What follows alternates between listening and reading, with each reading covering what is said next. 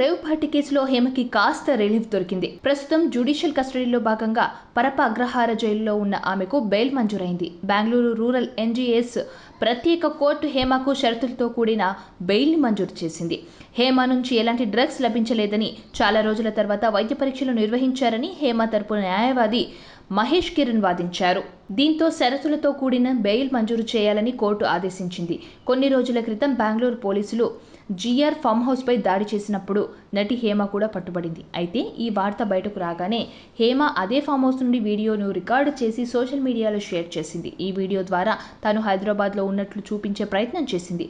అయితే బెంగళూరు పోలీసులు హేమ రేవ్ పార్టీలో పాల్గొన్నట్లు, అంతేకాకుండా మరికొంతమంది టాలీవుడ్ సెలబ్రిటీలను ఈ పార్టీకి తరలించే ప్రయత్నం చేసినట్లు ధృవీకరించారు. దీంతో విచారణకు హాజరు కావాలని నోటీసులు కూడా పంపించారు. అయితే తొలిసారి జారీ చేసిన నోటీసులకు అనారోగ్య కారణాలతో హేమ విచారణకు హాజరు కాలేదు.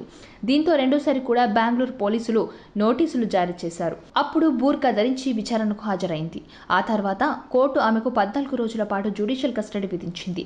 ఆ తర్వాత మూవీ ఆర్టిస్ట్ అసోసియేషన్ కూడా హేమ సభ్యత్వాన్ని రద్దు చేసింది. అయితే ఇప్పుడు ఇదే కేసులో హేమకు బెయిల్ లభించడంతో కాస్త ఊరట లభించినట్లయింది. సబ్స్క్రైబ్ చేయండి.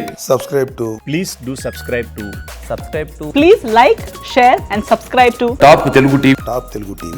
Top Telugu TV.